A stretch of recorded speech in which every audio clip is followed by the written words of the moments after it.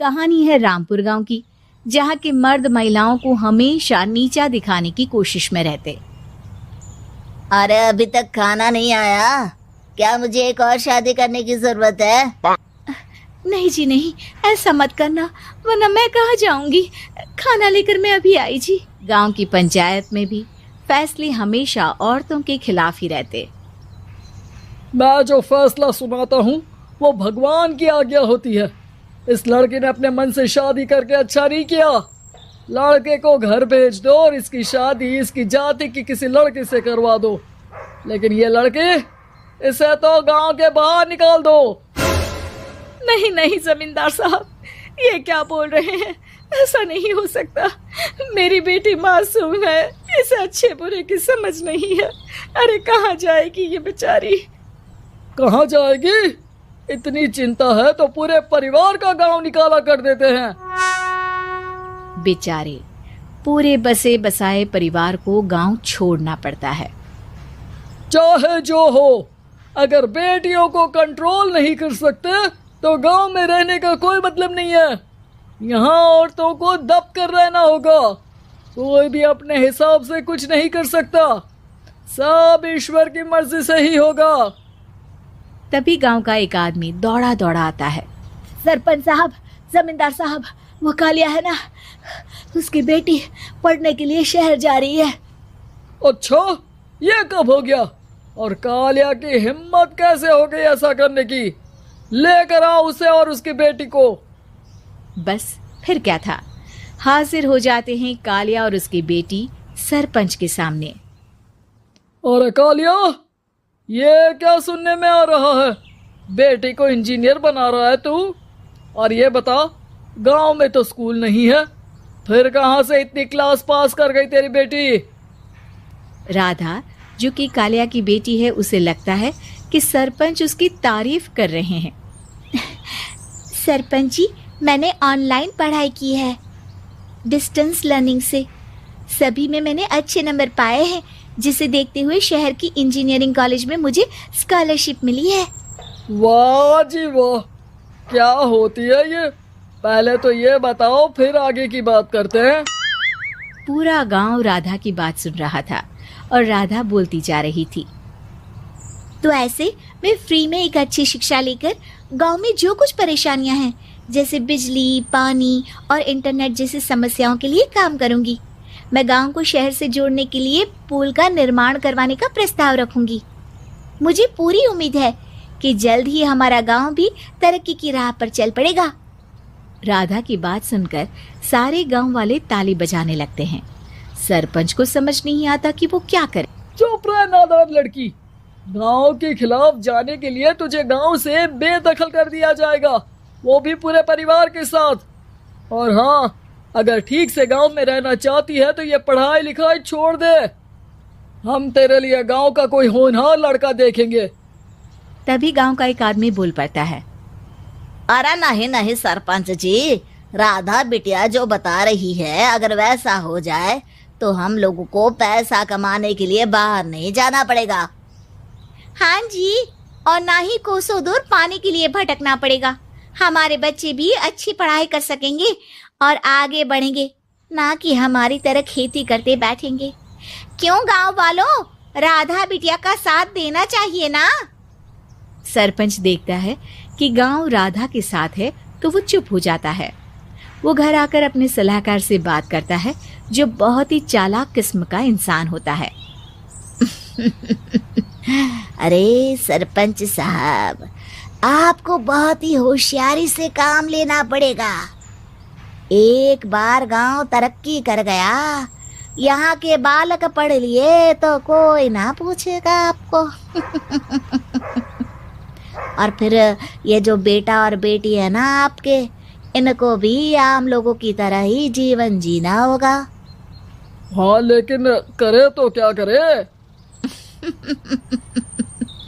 वो ना आप मुझ पर छोड़ दीजिए, बस मैं जैसा बोलूं करते जाइए। अगले रोज सुबह जब गांव वाले सोकर उठते हैं तो राधा के घर के बाहर और साथ ही वो लोग जिन्होंने राधा का सपोर्ट किया था, उनके घर के आगे लाल रंग से कल आऊंगी लिखा होता है। कल आऊंगी, यह क्या होता है? अरे यह तो खून से लिखा है, लगता है कोई भूत प्रेत या चुड़ैल का साया है। चलो सरपंच जी के पास चलते हैं। सभी सरपंच के पास जाकर उसे सारी बात बताते हैं। अरे ये तो बड़ी मुश्किल की बात है। चलो मैं एक बाबा को जानता हूँ, उन्हें बुला लेता हूँ। सरपंच बाबा को लेकर गांव के घर के बाहर जाता है। ओहो, तो ये वो चुड़ैल है जो उन लोगों को निशाना बनाते हैं जो गांव को बदलने का सपना देखते हैं। वो गांव को ऐसे ही संपन्न देखना चाहती है, वो नहीं चाहती कि कोई बाहरी यहाँ का कायाकल्प करे। क्या तुम लोगों में से किसी ने गांव को बदलने की सोच रखी है? तभी राधा की माँ रोते रोते आती है। मेरी राधा घर से गायब हो गई है। अरे कोई तो बचाओ, मेरी बच्ची कहाँ गई?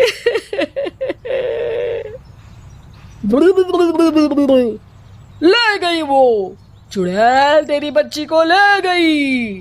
अब वो उसे श्रापित करके छोड़ेगी, उस पर चुड़ैल का साया हो जाएगा। तभी बुरी सी हालत में राधा भी वहां आ जाती है। उसके बाल चुड़ैल की तरह फैले होते हैं और कपड़ों में खून लगा होता है। सभी राधा को देखकर डर जाते हैं। माँ, पता नहीं मुझे कौन उठा कर ले गया था। अरे दूर दूर हो जा चुड़ैल, अब हम लोग इस गांव में नहीं रुकेंगे।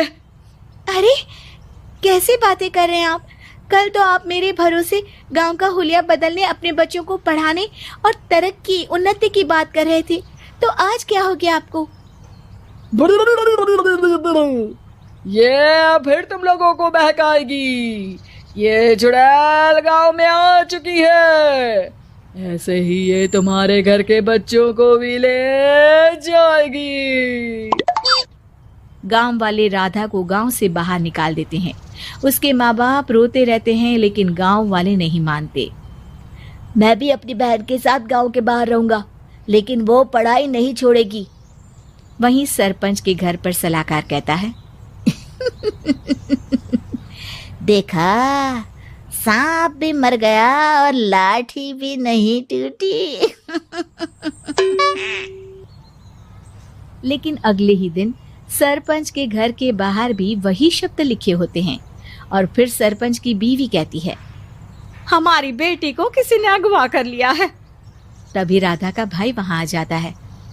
अरे गांव वालों, मैंने सरपंच जी की बेटी को देखा था। वो चुड़ैल उसे उठाकर ले जा रही थी। अरे क्या मजाक कर रहे हो?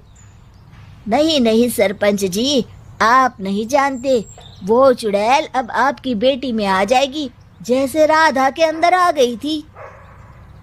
तभी सरपंच की बेटी वैसी ही हालत में वहां आती है जैसे राधा आई थी। पापा, पता नहीं कैसे मैं गायब हो गई थी। चुड़ैल, इसके अंदर भी चुड़ैल का साया है, मारो इसे। अरे नहीं नहीं, इसे भी राधा के पास गांव के बाहर ही भेज दो। अरे चुप रहो, मेरी बेटी कहीं नहीं जाएगी और चुड़ैल बुड़ैल कुछ नहीं होता है। अरे कैसे बात कर रहे हो सरपंच जी? आप तो बोल रहे थे कि आपका फैसला भगवान का ज्ञान होता है, तो अपने पर बात आई तो अब आप ऐसे बोल रहे हैं। अरे ना ना ना, आपको अपनी बेटी को त्यागना ही होगा। अरे बुलाओ बाबा को।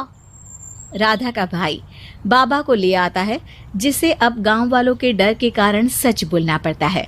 मैं कोई बाबा नहीं हूँ, मैं तो मोची था। ये सलाहकार महोदय ने मुझे कहा था एक्टिंग करने को। अब वो मुझे पैसे देने वाले हैं। अब मुझे माफ कर दो। गलती हो गई, मुझे माफ कर दो। तभी वहां राधा आ जाती है।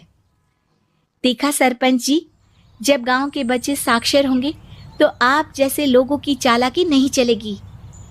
अगले रोज सुबह जब गांव वाले सोकर उठते हैं तो राधा के घर के बाहर और साथ ही वो लोग जिन्होंने राधा का सपोर्ट किया था, उनके घर के आगे लाल रंग से कल आऊंगी लिखा होता है।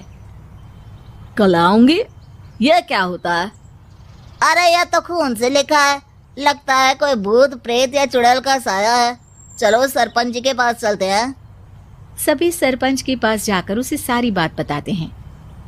अरे ये तो बड़ी मुश्किल की बात है। चलो मैं एक बाबा को जानता हूँ, उन्हें बुला लेता हूँ। सरपंच बाबा को लेकर गांव के घर के बाहर जाता है। ओहो, तो ये वो चुड़ैल है जो उन लोगों को निशाना बनाते हैं जो गांव को बदलने का सपना देखते हैं। वो गांव को ऐसे ही संपन्न देखना चाहती है। वो नहीं चाहती कि कोई बाहरी यहाँ का कायाकल्प करे। क्या तुम लोगों में से किसी ने गांव को बदलने की सोच रखी है? तभी राधा की माँ रोते रोते आती है। मेरी राधा घर से गायब हो गई है। अरे कोई तो बचाओ, मेरी बच्ची कहाँ गई?